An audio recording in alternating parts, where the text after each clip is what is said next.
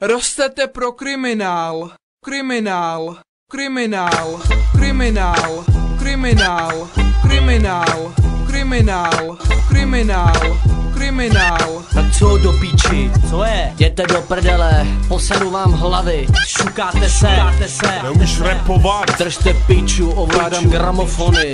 Tak co je pičo? MC Staník. Pičo, fůze a mrtky, který neumíte rapovat, poslouchejte dobře. Jděte do hajzlu, vyprcejte mě, já jsem Standa. Podporuju Láďův styl. Chceš být v pohodě, ty mrtko, tak drž hubu. Nerepuj. Neser se do nás, čuráku, když my jsme dělali hip-hop, tak ty si kouřil fotrovi pero.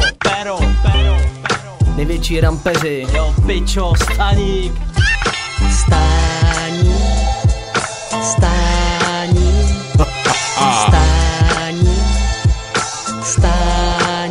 Motherfucker. Staník.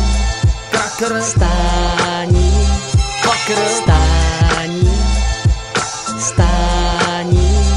Co je? Mám ti pochcat ksicht, nebo co? Nemáš flow, vole, jebeš se do nás. Si piču líže, ještě horší MC.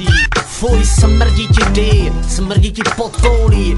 Lížeš si prdel sám doma, rapy, před zrcadlem, texty, šmejde. Honíš si ho, jebeš se do nás, čuráku, zdechni. Co jsi udělal? Vykuš mi ten můj mikrofon, já jsem Standa a dokážu ti to říct do očí. Standa, skrtko, Bruno Heinrich Helles, Láďův styl. Hej, slyšíš mě, píčo? Neumíš rapovat.